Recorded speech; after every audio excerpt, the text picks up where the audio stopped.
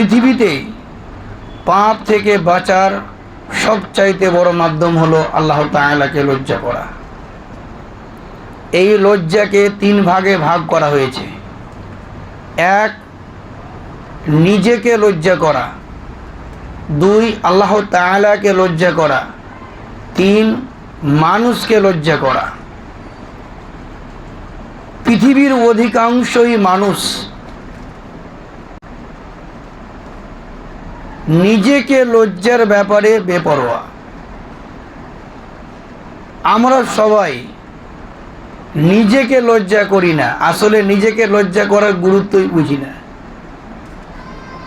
আমরা জানি না যে আমাদের সঙ্গে যে অবিচ্ছেদ্য সাক্ষী রয়েছে, যারা ছাড়া আমরা পৃথিবীতে কোনো কাজ করতে পারি না। যেমন হাত, যখন আমরা কোনো কাজ করি হাত থেকে বাড়িতে রেখে আসি। চোখ, যখন আমরা কোনো কাজ করি, এইগুলো হচ্ছে দেহের অবিচ্ছেদ্য অঙ্গ। মানুষ যেখানেই থাকুক না কেন এই অঙ্গগুলি তার সঙ্গে রয়েছে, আর এই অঙ্গগুলি হচ্ছে তার অবিচ্ছেদ্য সাক্ষী। আল্লাহ তাবারাক ওয়া তাআলা বলছেন সূরা ইয়াসিনের মধ্যে, আল ইয়াওমা নাখতিমু আলা আফওয়াহিহিম ওয়া তুকাল্লিমুনা আইদিহিম ওয়া তাশহাদু আরজুলুহুম বিমা কানু ইয়াকসিবুন। কিয়ামতের দিন আল্লাহ তাবারাক ওয়া তাআলা বলবেন, আজ আমি তাদের মুখে মোহর মেরে দেব, তাদের হস্তদ্বয় আমার সঙ্গে কথা বলবে। ওয়া তাশহাদু আরজুলুহুম বিমা কানু ইয়াকসিবুন, এবং তাদের পা, তাদের পদদ্বয় তাদের কৃতকর্মের সাক্ষী দেবে। তাহলে বুঝতে পারা যাচ্ছে যে হাত আমাদের বিপক্ষে কিয়ামতের দিন সাক্ষী দেবে, পা কিয়ামতের দিবসে আমাদের কৃতকর্মের সাক্ষী দেবে। তাহলে আমরা যখন কোথাও পাপ করছি তখন কিন্তু এই হাত কিন্তু আমাদের সাক্ষী, পা কিন্তু আমাদের সাক্ষী, চোখ কিন্তু আমাদের সাক্ষী। কিয়ামতের দিন আল্লাহ পাক রব্বুল আলামিন অন্যত্রে বলেছেন, ওয়ায়াউমা ইউহশারু আ'দাউল্লাহি ইলান নারি ফাহুম ইউযাউন। কিয়ামতের দিন আল্লাহর শত্রুদেরকে জাহান্নামের কাছে একত্রিত করা হবে।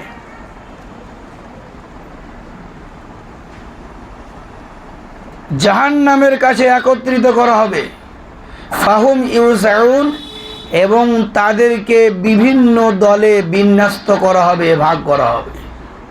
যেমন সূরা ওয়াকিয়ার মধ্যে আল্লাহ তাআলা বলেছেন, ওয়া কুনতুম আজওয়াজান সালাসা, তোমরা 3 শ্রেণীতে বিভক্ত হবে। তাহলে কিয়ামতের দিবসে মানুষেরা 3 শ্রেণীতে বিভক্ত হবে। এক শ্রেণীর মানুষ আল্লাহ তাআলার আরশের ডান পার্শ্বে অবস্থান করবেন। আর এক শ্রেণীর মানুষ আল্লাহ তাআলার আরশের বাম পার্শ্বে অবস্থান করবেন। আর এক শ্রেণীর মানুষ আল্লাহ তাআলার আরশের সম্মুখে সামনের দিকে অবস্থান করবেন। যারা সামনের দিকে অবস্থান করবেন তারা সকলেই বিনা হিসাবে জান্নাতে চলে যাবেন। নবীগণ, সত্যবাদীগণ, শহীদগণ, সৎকর্মশীলগণ, এই মানুষগুলো বিনা হিসাবে জান্নাতে চলে যাবেন। যারা ডান পার্শ্বে অবস্থান করবেন তাদের ব্যাপারে বলা হয়েছে, ফাম্মা মান উতিয়া কিতাবাহু বিয়ামিনি, যাদেরকে দেওয়া হবে তাদের আমলনামা তাদের ডান হাতে। যাকে দেওয়া হবে তার আমলনামা তার ডান হাতে, ফাসাউফা ইউহাসাবু হিসাবান ইয়াসীরা, তার হিসাব অতি সহজেই গ্রহণ করা হবে, তার হিসাব হবে সহজ। ওয়ায়ানকলিবু ইলা আহলিহি মাসরুরা, এবং সে হাসতে হাসতে জান্নাতে প্রবেশ করবে। তাহলে বুঝতে পারা গেল ডানপন্থীদের হিসাব হবে, তবে এদের হিসাব সহজেই গ্রহণ করা হবে এবং এরা উত্তীর্ণ হবে, পাস হয়ে এরাও জান্নাতে চলে যাবে। আরেক শ্রেণীর মানুষ, তাদেরকে বলা হয়েছে ওয়াসহাবুল মাশআমাতি মা আসহাবুল মাশআমা, এরা বামপন্থী। এদের ব্যাপারে বলা হয়েছে এদের হিসাব হবে পুঙ্খানুপুঙ্খ রূপে, এদের হিসাব হবে পুঙ্খানুপুঙ্খ রূপে। যদি তারা হিসাব থেকে পাস করতে পারে তাহলে এদেরকেও আল্লাহ তাআলা জান্নাতে দেবেন, আর না হলে এরা জাহান্নামে যাবে। এদের অবস্থা কি হবে? এদের অবস্থা কি হবে? যারা নির্জনে পাপ করেছে, যারা পৃথিবীর কোনো প্রান্তে পাপ করেছে, যারা রাত্রের অন্ধকারে পাপ করেছে। মানুষ পাপ করার সময় দুটো জিনিস ভাবে, এটা মনে রাখবেন। এক, যখন সে অন্ধকারে থাকে তখন তার অন্তরে এই ভাবনার উদ্রেক তৈরি হয় যে আমাকে কেউ দেখতে পাচ্ছে না, তখন সে পাপের প্রতি উদ্বুদ্ধ হয়। আর একটা হচ্ছে, যখন সে পাপ করে সে মনে করে যে আমাকে কেউ দেখতে পাচ্ছে না, যখন নির্জনে থাকে বা হয়তো রাত্রে বা হয়তো ঘরের মধ্যে একাই রয়েছে বা কোথাও কোনো ময়দানে, কোনো ফিল্ডে, কোনো নির্জনে একাই রয়েছে, তখন সে মনে করে আমাকে কেউ দেখতে পাচ্ছে না। এই ব্যাপারে কবি খুব গুরুত্বপূর্ণ কথা বলেছেন, আরবি কবি। ওয়াইদা খলাউতা বিরিবাতিন ফি যুলমাতিন, যখন তুমি অস্থির হয়ে অন্ধকারে লুকাবে, যখন তুমি অস্থির হয়ে অন্ধকারে লুকাবে, ওয়ান নাফসু দাইয়াতুন ইলা তুগয়ান, আর তোমার প্রবৃত্তি পাপের আহ্বানকারী। প্রবৃত্তি ইঙ্গিত করবে এখন তো কেউ নেই, রাত্রের অন্ধকার, কেউ দেখতে পাবে না, এই পাপটা করে নাও। তাহলে প্রবৃত্তি পাপের প্রতি উদ্বুদ্ধ করে, পাপের দিকে আহ্বানকারী। কবি বলছেন ফাস্তাহি মিন নাদারিল ইলাহি, তখন তুমি আল্লাহ তাআলার দৃষ্টি থেকে লজ্জিত হও। আল্লাহ তোমাকে দেখছে। রাত্রের অন্ধকারে একাই থাকলে পাপ তোমাকে পাপের প্রতি তোমার প্রবৃত্তি তোমাকে উদ্বুদ্ধ করে, কিন্তু মনে রেখো আল্লাহ তাআলার দৃষ্টি থেকে তুমি লজ্জিত হও। ওয়াকুল্লাহা, এবং তুমি তোমার প্রবৃত্তিকে বলো ইন্নাল্লাযী খলাকায যালামা ইয়ারানি, যিনি অন্ধকার সৃষ্টি করেছেন, আল্লাযী খলাকায যালামা, যিনি অন্ধকার সৃষ্টি করেছেন, হে প্রবৃত্তি, ইয়ারানি, তিনি আমাকে দেখছেন। তাহলে বুঝতে পারা যাচ্ছে দুটি কারণে মানুষ পাপ করে, এক অন্ধকারে, আর দ্বিতীয়ত যখন সে নির্জনে দিবালোকে বা দিনের আলোতে থাকে। তো কিয়ামতের দিন যারা জাহান্নামে যাবে তাদেরকে তো শুধু জাহান্নামে দেওয়া হবে না, তাদের পক্ষে অপরাধের প্রমাণ উপস্থিত করা হবে। তার মধ্যে একটা হচ্ছে দেহের অঙ্গ প্রত্যঙ্গ তার বিরুদ্ধে সাক্ষী দেবে। আল্লাহ তাবারাক ওয়া তাআলা বলছেন, যখন তারা জাহান্নামের কাছে তাদেরকে একত্রিত করা হবে, হাত্তা ইদা মা জাউহা, যখন তারা জাহান্নামের কাছে পৌঁছে যাবে, শাহিদা আলাইহিম সামউহুম ওয়া আবসারুহুম ওয়া জুলুদুহুম বিমা কানু ইয়ামালুন, তাদের কান, তাদের চোখ এবং তাদের শরীরের ত্বক তাদের কৃতকর্মের সাক্ষী দেবে। তাহলে বুঝতে পারা যাচ্ছে যে আল্লাহ তাবারক ওয়া তাআলা তাদেরকে বাকশক্তি দেবেন, তাদেরকে কথা বলার ক্ষমতা দান করবেন। সেই সময় অপরাধীরা তার নিজের দেহকে, তার শরীরের ত্বককে উদ্দেশ্য করে বলবে, ওয়াকালু লিজুলুদিহিম লিমা শাহিদতুম আলাইনা, তারা তাদের ত্বককে উদ্দেশ্য, চামড়াকে উদ্দেশ্য করে বলবে, তুমি কেন আমাদের বিরুদ্ধে সাক্ষী দিলে? লিমা শাহিদতুম আলাইনা, তোমরা কেন আমাদের বিরুদ্ধে সাক্ষী দিলে গো?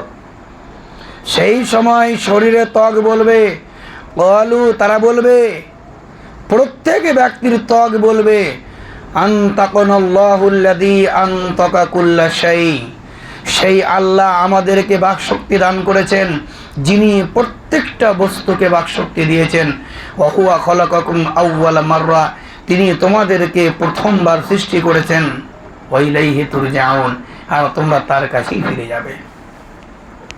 তাহলে এখান এই আয়াত থেকে কি বুঝতে পারলাম? মানুষের হাত, মানুষের পা, মানুষের চোখ, মানুষের কান, মানুষের শরীরের ত্বক মানুষের কৃত কর্মের সাক্ষী দেবে। তারপরে আল্লাহ তাআলা বলছেন, ওয়ামা কুনতুম তাস্তাতিরুনা আন ইয়াশহাদা আলাইকুম সামউকুম ওয়ালা আবসারুকুম ওয়ালা জুলুদুকুম ওয়ালাকিন যানানতুম আন্নাল্লাহা লা ইয়ালামু কাসীরাম মিম্মা তা'মালুন। খুব গুরুত্বপূর্ণ কথা।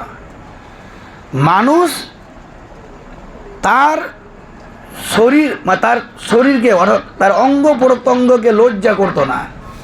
মানুষ নিজেকে লজ্জা করতো না। কেন করতো না? সেই কথাটা আল্লাহ তাআলা এই আয়াতে বলছেন।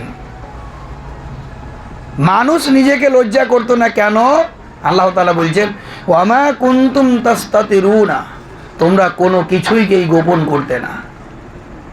এই বিশ্বাসে আইয়াশহাদা আলাইকুম সামউকুম ওয়ালা আবসারুকুম ওয়ালা জুলুদুকুম, যে তোমাদের কান, তোমাদের চোখ এবং তোমাদের শরীরের ত্বক তোমাদের বিরুদ্ধে সাক্ষী দেবে না।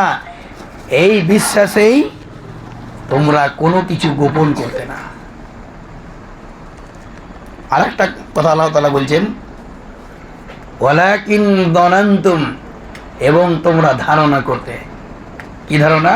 আন্নাল্লাহা লা ইয়ালামু কাসীরাম মিম্মা তা'মালুন, যে তোমরা যা করছো তার বহু কিছু আল্লাহ তাআলা জানেন না, দেখেন না।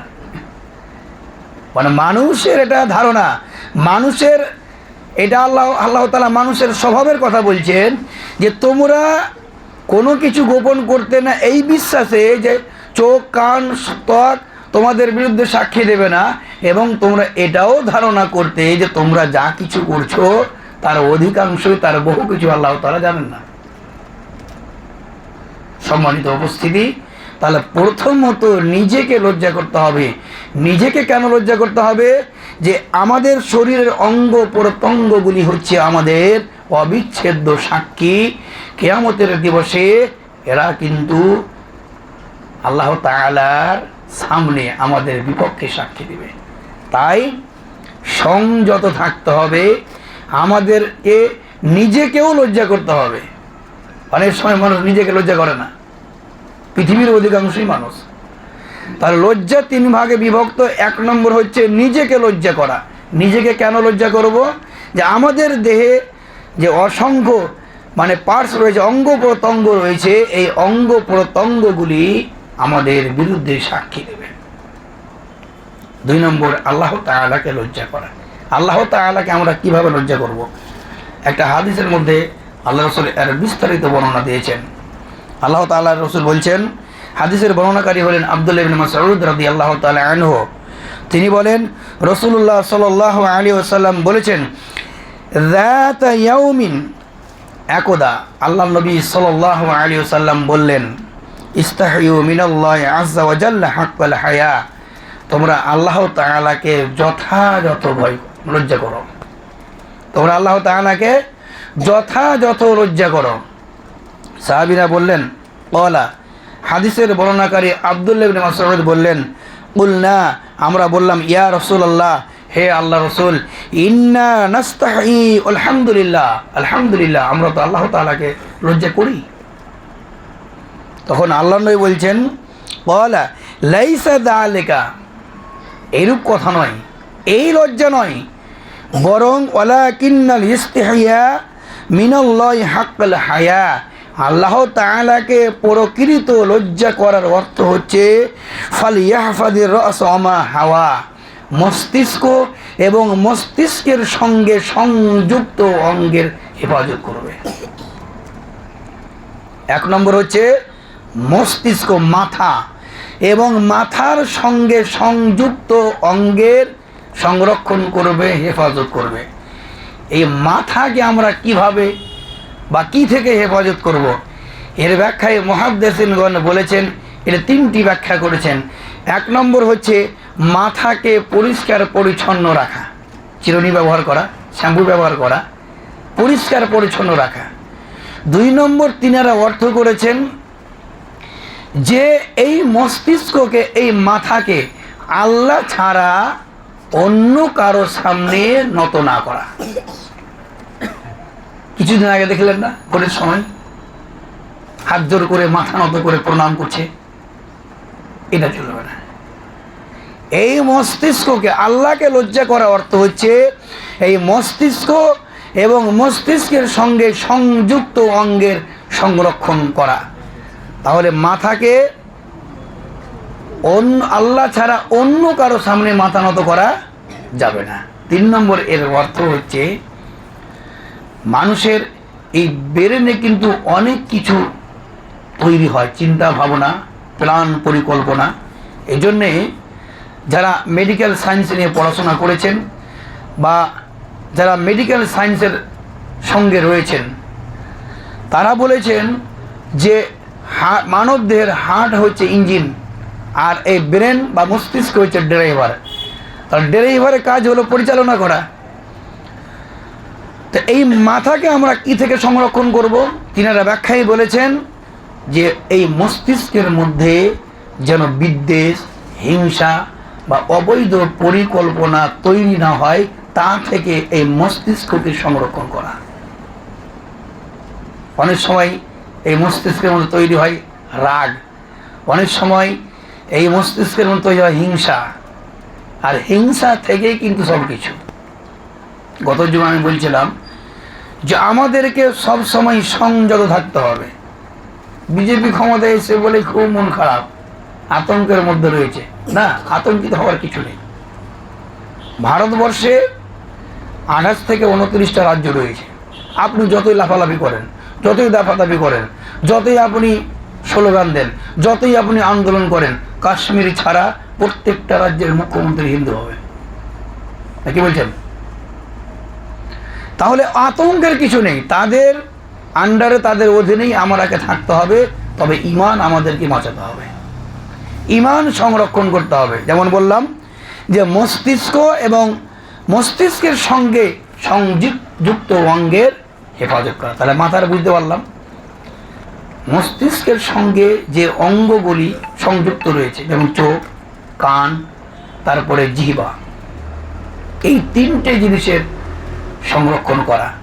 চোখকে পাপ থেকে রক্ষা করা, কানকে পাপ থেকে রক্ষা করা এবং জিহ্বাকে পাপ থেকে রক্ষা করা। আল্লাহ রাসূল বলছেন, মাই ইয়াযমাল্লি মা বাইনা লাহিয়াইহি ওয়া মা বাইনা রিজলাইহি আদমানুল্লাহুল জান্নাহ। যে ব্যক্তি আমার কাছে গ্যারান্টি নেবে, আমাকে গ্যারান্টি দেবে কিসের? 2 চোয়ালের মধ্যবর্তী বস্তু এবং 2 পায়ের মধ্যবর্তী বস্তুর। 2 চোয়ালের মধ্যবর্তী বস্তু বলছে জিহ্বা, আর 2 পায়ের মধ্যবর্তী বস্তু বলতে বোঝায় গুপ্তাঙ্গ, লজ্জা স্থান। যেই ব্যক্তি এই 2টির জিনিসের গ্যারান্টি নেবে, আল্লাহ রাসূল বলছেন আদমানুল্লাহুল জান্নাহ, আমি তার জান্নাতের গ্যারান্টি নিচ্ছি। তাহলে এই জিহ্বাকে, কানকে, চোখকে আমাদেরকে সংরক্ষণ করতে হবে। এটাই হলো আল্লাহ তাআলাকে লজ্জা করার অর্থ। 2 নম্বর হচ্ছে ওয়াল ইয়াহফাযিল বাতনা ওয়া মা ওয়া, পেট এবং পেটের সাথে সংযুক্ত অঙ্গের হেফাজত করবে। আল্লাহ রাসূল সাহাবীদেরকে বললেন পেট এবং পেটের সাথে সংযুক্ত অঙ্গের হেফাজত করবে। পেট, এই পেটে যেন, এই উদরে যেন কোনো ধরনের হারাম খাবার না যায়।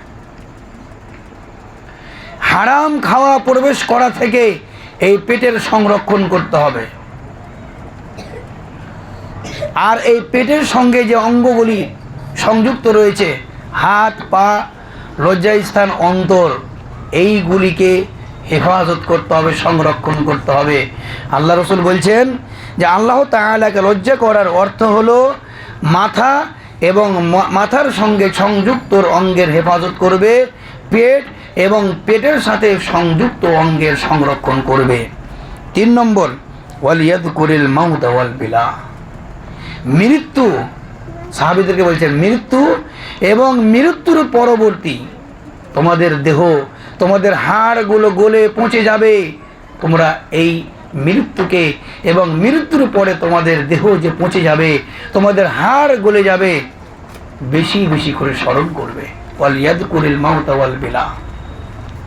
সম্মানিত উপস্থিতি, মৃত্যুকে আল্লাহ রাসূল স্মরণ করতে বললেন, অথচ আমাদের প্রত্যেক দিন মৃত্যু হচ্ছে। আমাদের প্রত্যেক দিন মৃত্যু হচ্ছে। আমরা যখন রাত্রের বেলায় শুয়ে যাই, রাত্রের বেলায় যখন আমরা শুয়ে যাই তখন তো আমাদের মৃত্যু হয়ে যায়। না হলে আমরা কেন দোয়া পাঠ করি? আল্লাহুম্মা বিইসমিকা আমুতু ওয়া আহইয়া। হে আল্লাহ, তোমার নাম নিয়ে আমরা মরছি, তোমার নাম নিয়ে মৃত্যুবরণ করছি। ওয়া আহইয়া, এবং তোমার নাম নিয়ে জীবিত হব। যদি এখানে ঘুমের অর্থ হতো যে হে আল্লাহ তোমার নাম নিয়ে আমি ঘুমাচ্ছি, তাহলে এখানে আরবি হতো আল্লাহুম্মা বিইসমিকা আনামু, আল্লাহ তোমার নাম নিয়ে আমি শুয়ে যাচ্ছি। কিন্তু না, আল্লাহুম্মা বিইসমিকা আমুতু, তোমার নাম নিয়ে আমি মৃত্যুবরণ করছি, মরছি। তাহলে এই দোয়া থেকে আমরা বুঝতে পারছি যে প্রত্যেক দিন আমাদের মৃত্যু হচ্ছে, অথচ আমাদের মরণকে বলে স্মরণ নেই। আর আল্লাহ রাসূল কি বলছেন? মৃত্যু এবং মৃত্যুর পরে তোমাদের যে মরদেহ কবরে রাখা হবে, কয়েক দিনের মধ্যে তোমাদের দেহ পচে যাবে, তোমাদের হাড় পচে যাবে, তোমাদের শরীরের চামড়া পচে যাবে, তোমাদের দেহে যা কিছু আছে সমস্ত কিছু গলে পচে যাবে। এটাকে তোমরা বেশি বেশি করে স্মরণ করবে।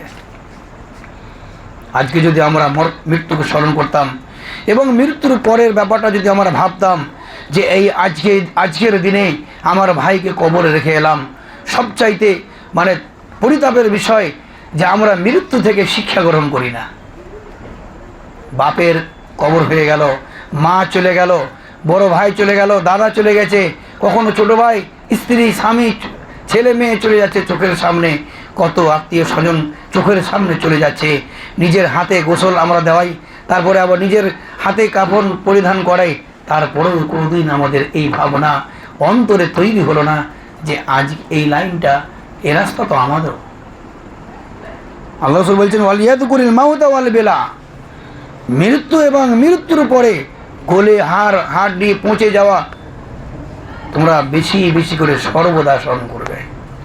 মৃত্যুর পরে হাড় গলে যাবে, এটাকে তোমরা বেশি বেশি করে স্মরণ করবে। 4 নম্বর হচ্ছে ওমান আরাদাল আখিরাতা তারাকা যিনাতাদ দুনিয়া। যে ব্যক্তি পরকালের কল্যাণ চায়, পরকালের সুখময় জীবন জান্নাত চায়, পরকালে শান্তিতে থাকতে চায়, তারাকা যিনাতাদ দুনিয়া, সে যেন দুনিয়ার সৌন্দর্য পরিহার করে। দুনিয়ার সৌন্দর্য পরিহার করার অর্থ এটা নয় যে আপনাকে ইনকাম করতে হবে না, আপনাকে 4 হুইলার কিনতে হবে না, আপনাকে 4 চাকা কিনতে হবে না, আপনাকে বাড়িঘর নির্মাণ করতে হবে না, ছেলে মেয়েদেরকে লেখাপড়া করাতে হবে না। এর অর্থ এটা নয়। আল্লাহ তাবারক ওয়া তাআলা আপনাকে যে নিয়ামত দিয়েছেন, সে নিয়ামত আপনি ভোগ করবেন। আল্লাহ তাআলা বলছেন ওয়ালা তানসা নাসিবাকা মিনাদ দুনিয়া, দুনিয়াতে তোমাদের জন্য যা বরাদ্দ, তোমাদের জন্য যে অংশ নির্ধারিত, তা তোমরা ভোগ করতে ভুলে যেও না। তাহলে বুঝতে পারা যাচ্ছে যে আল্লাহ তাআলা আপনাকে আমাদেরকে লাখপতি কোটিপতি করেছেন, এটা আল্লাহর নিয়ামত। আমরা আল্লাহর নিয়ামত ভোগ করতে পারি, তবে পরকালকে যেন আমরা ভুলে না যাই। পরকালে যদি আমরা সুখ শান্তি পেতে চাই, তাহলে দুনিয়ার সৌন্দর্য পরিহার করতে হবে। দুনিয়ার সৌন্দর্য পরিহার করার অর্থ হলো যে দুনিয়াতে এতটা মগ্ন হয়ে যাওয়া যে আমরা পরকালকে ভুলে গেছি বা পরকালকে ভুলে যাই। এই মর্মে আল্লাহ তাআলা সূরা তাকাসুরের মধ্যে বলেছেন আলহাকুমুত তাকাসুর। এই প্রাচুর্যের কম্পিটিশন, প্রাচুর্যের আশা আকাঙ্ক্ষা তোমাদেরকে পরকাল থেকে ভুলিয়ে রাখে। সত্যি, যারা দেখবেন শুধু কোটি কোটি টাকা ইনকাম করে, কোটি কোটি টাকা ইনকাম করার পিছনে ছুটে বেড়াচ্ছে, মরতে হবে ভুলেই গেছে, পরকালের কথা তার স্মরণেই নেই। আল্লাহ রাসূল একটা হাদিসের মধ্যে বলছেন, এই হাদিসটা বলে বক্তব্য শেষ করবো ইনশাআল্লাহ। খুব গুরুত্বপূর্ণ হাদিস। এই যে মানুষ টাকার পেছনে ছুটে বেড়াচ্ছে। কেন ছুটে বেড়াচ্ছে? আল্লাহ রাসূল বলছেন,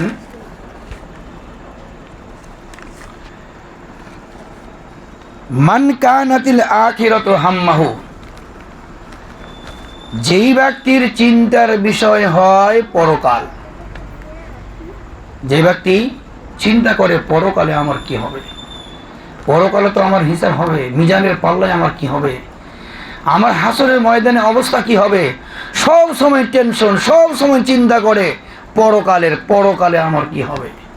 যে ব্যক্তির চিন্তার বিষয় হয় পরকাল, আল্লাহ রাসূল বলছেন, জাআলাল্লাহু গিনাহু ফি কলবিহি, আল্লাহ তাআলা তার অন্তরকে অভাব মুক্ত করে দেন।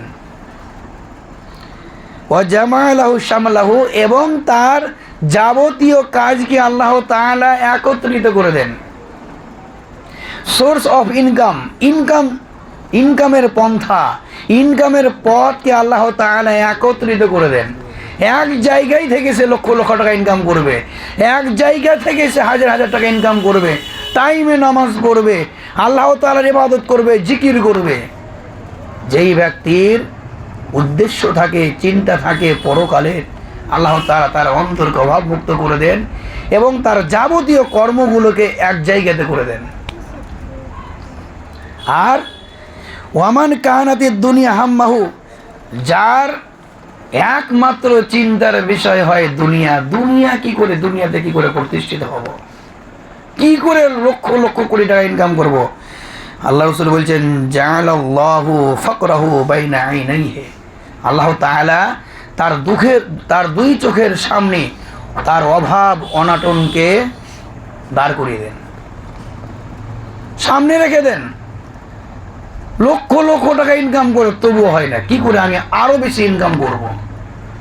একটা ব্যবসা মুর্শিদাবাদে, একটা ব্যবসা কলকাতা, একটা ব্যবসা দিল্লিতে, একটা ব্যবসা বাইরে, তার ইনকাম, সোর্স অফ ইনকাম, তার ইনকামের পন্থা বিভিন্ন জায়গাতে, এক জায়গাতে নয়। আল্লাহ রাসূল বলছেন যে ওয়াফাররাকা আলাইহি শামলাহু, তার যাবতীয় কাজগুলিকে আল্লাহ তাআলা বিচ্ছিন্ন করে দেন, তার কাজগুলিকে বিচ্ছিন্ন করে দেন। ছুটে বেড়ায়, দুপুরের খাবার রাতের খাবার খেতে পায় না, পরিবারকে সময় দেয় না, ছুটে বেড়ায়, নামাজ পড়ার টাইম নেই। এই করতে করতে করতে করতে যখন মালাকুল মাউত চলে আসবে, তখন কিন্তু সে অবকাশ চাইবে, একটু সময় দেওয়া হোক না। তো যার পরকালে যে ব্যক্তি কল্যাণ চায়, সে যেন দুনিয়ার চাকচিক্য পরিহার করে। শেষের বেলাতে আল্লাহ রাসূল বলছেন, আল্লাহ রাসূল সাল্লাল্লাহু আলাইহি ওয়াসাল্লাম বলছেন, ফামান ফাআলা যালিকা ফাকাদ ইস্তাহইয়া মিনাল্লাহি আযজা ওয়া জাল্লা হাক্কাল হায়া, যেই ব্যক্তি এই কাজগুলি করে, অর্থাৎ মাথা এবং মস্তিষ্কের সঙ্গে সংযুক্ত অঙ্গের হেফাজত করে, পেট এবং পেটের সাথে সংযুক্ত অঙ্গের সংরক্ষণ করে, মৃত্যু এবং মৃত্যুর পরে হাড় গলে পচে যাওয়াকে সর্বদা স্মরণ করে এবং পরকালে কল্যাণময় সুখময় জীবন কামনা করে, আল্লাহ রাসূল বলছেন ফাকাদ ইস্তাহইয়া মিনাল্লাহি আযজা ওয়া জাল্লা হাক্কাল হায়া, সেই ব্যক্তি প্রকৃত পক্ষে আল্লাহকে লজ্জা করে। সম্মানিত উপস্থিতি, তাহলে আমরা আজকে একটা বিষয়ে স্পষ্ট বুঝতে পারলাম যে আমাদের উচিত হবে নিজেকে লজ্জা করা এবং আল্লাহ তাআলাকে লজ্জা করা। আর 3 নম্বর বললাম মানুষকে লজ্জা করা। এমন কিছু কাজ আছে যেই কাজগুলি বৈধ হলেও মানুষকে সামনে কিন্তু করা যাবে না, যাবে না। এমন কিছু কাজ আছে যেই কাজগুলো বৈধ, কিন্তু সেই কাজগুলো জনসম্মুখে করা যাবে না। স্ত্রীর সঙ্গে যে আচরণ ব্যবহার আমরা করি, সেটা মানুষের সামনে করা যাবে? এটা তো বৈধ। তো যেই কাজগুলো, এমন কিছু কাজ আছে যেই কাজগুলো করা বৈধ কিন্তু মানুষের সামনে করা যাবে না, মানুষকে দেখে লজ্জা করতে হবে। সম্মানিত উপস্থিতি, আমাদের সমাজে দেখবেন মানুষ নিজেকে লজ্জা করে না, আল্লাহকে লজ্জা করে না, মানুষকে লজ্জা করে না। মোটর সাইকেলে স্বামী স্ত্রী যেভাবে যাতায়াত করে দেখেছেন আপনারা? মোটর সাইকেলে স্বামী স্ত্রী যেভাবে যাতায়াত করে মনে হচ্ছে তার স্ত্রী নয়, মানে মানুষকে দেখে লজ্জা করে না। আল্লাহ তাআলা বৈধ করেছেন, আল্লাহ তাআলা স্ত্রীর সঙ্গে আপনি বৈধভাবে সব কিছু করতে পারেন, কোনো সমস্যা নেই, নেকি, এমনকি হাদিসে বলা হয়েছে নেকি পাবেন, কিন্তু সেই কাজটা তো জনসম্মুখে করা যাবে না, মানুষকে দেখে লজ্জা করতে হবে। তাহলে আজকের আলোচনায় আমরা বুঝতে পারলাম যে আমরা নিজেকে লজ্জা করব, মানুষকে লজ্জা করব এবং আল্লাহ তাআলাকে লজ্জা করব। আল্লাহ তাআলার কাছে দোয়া করব, আল্লাহ তাআলা যেন আমাদেরকে সর্বদা আল্লাহ তাআলাকে যেন আমরা সর্বদা লজ্জা করতে পারি। তাহলে আরেকটা হাদিস বলি, আল্লাহ তাআলাকে যদি আমরা লজ্জা করি তাহলে আমরা কিন্তু নিজেকে পাপ থেকে রক্ষা করতে পারবো। যখন আমরা ব্যবসা করি, দাড়ি পাল্লায় যখন ওজন করি, যদি প্রকৃতপক্ষে আমরা আল্লাহকে লজ্জা করি, ওজন কম দিতে পারবো? পারবো না, কোনোদিন কম দিতে পারবো না। মিথ্যা কথা আমাদের মুখ দিয়ে বের হবে না, যেহেতু আমরা আল্লাহ তাআলাকে লজ্জা করি। চারটা বিষয় আমরা বুঝতেই পারলাম যে আমরা যদি এই কাজগুলো করি তাহলে প্রকৃতপক্ষে আল্লাহ তাআলাকে লজ্জা করা হবে।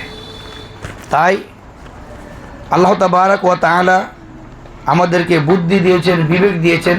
শেষে একটা কথা আপনাদের বলবো যে পৃথিবী নিয়ে কোনো টেনশন করবেন না, কোনো চিন্তিত হবেন না। ক্ষমতায় কে এলো না এলো এটা বড় কথা নয়। আসলে আমরা আতঙ্কিত কেন বলুন তো? গত জুমাতে আমি একটা হাদিস বলছিলাম যে আদম সন্তান দুটো জিনিসই অপছন্দ করে, আর এই দুটো জিনিসই অপছন্দ করে বলেই মানুষের দুনিয়ার টেনশন বেশি এবং মানুষ আতঙ্কিত বেশি হয়। এক নম্বর হচ্ছে ইয়াকরাহুল মাউতা, মৃত্যুকে অপছন্দ করে। মানুষ মৃত্যুকে অপছন্দ করে, অথচ আল্লাহ রাসূল বলছেন ফিতনা থেকে বাঁচার সবচাইতে বড় মাধ্যম হলো মৃত্যু। যখন চতুর্দিকে পাপ আর পাপ, পাপ থেকে আপনি নিজের ঈমানকে বাঁচাতে পারছেন না, পাপ থেকে নিজেকে রক্ষা করতে পারছেন না, তখন মানুষের শ্রেষ্ঠ হবে এই মৃত্যু। একটা হাদিসের মধ্যে বলা হয়েছে যে এমন একটা যুগ আসবে, মানুষ যখন, মুমিনেরা যখন কবরের পাশ দিয়ে যাবে তখন আফসোস করে বলবে আমি যদি এই কবরের মধ্যে থাকতাম। মানুষ নিজের ঈমানকে বাঁচার তাগিদে এই কথাটা বলবে, কোনো মতেই ঈমানকে বাঁচাতে পারা যায় না। তখন এই মৃত্যুই হচ্ছে এই ফিতনা থেকে, পাপ থেকে বাঁচার সবচাইতে বড় মাধ্যম। আর দুই নম্বর হচ্ছে কিল্লাতুল মাল, সম্পদের স্বল্পতা। এটা মানুষ অপছন্দ করে। টাকা যদি কম থাকে এটা মানুষ অপছন্দ করে, প্রায় মানুষ। একটা কথা মনে পড়লো, ইমাম আহমদ বিন হাম্বলের ছেলেকে তার ছাত্ররা জিজ্ঞাসা করছেন যে মানুষ মৃত্যুকে অপছন্দ করে কেন? তখন তিনি তার ছাত্রদেরকে উদ্দেশ্য করে বলেছিলেন যে মানুষের ফিতরাত হচ্ছে যে গোছালো জিনিস ছেড়ে অগোছালো জিনিসের দিকে ফিরে না যাওয়া। গোছালো জিনিস ছেড়ে অগোছালো জিনিসের দিকে ফিরে না যাওয়া, এটা মানুষের ফিতরাত। যেহেতু মানুষ পৃথিবীতে গোছিয়ে নিয়েছে, বাড়ি করেছে, গাড়ি করেছে, বিশাল বড় অট্টালিকা বিল্ডিং নির্মাণ করেছে, ছেলে মেয়েদেরকে ভালো করে লেখাপড়া করে প্রতিষ্ঠিত করেছে, এই যে দুনিয়াকে গোছিয়ে নেওয়া, এই জন্য মানুষ মৃত্যুকে অপছন্দ করে, মরতে রাজি নয়। আল্লাহ রাসূল বলছেন মানুষ মৃত্যুকে অপছন্দ করে। আর দুই নম্বর হচ্ছে মালের স্বল্পতা। শেষে একটা আল্লাহ রাসূল খুব গুরুত্বপূর্ণ কথা বলেছেন যে যার সম্পদ কম তার হিসাব হবে সহজ। যার যত টাকা পয়সা সম্পদ কম তার হিসাব হবে তত সহজ।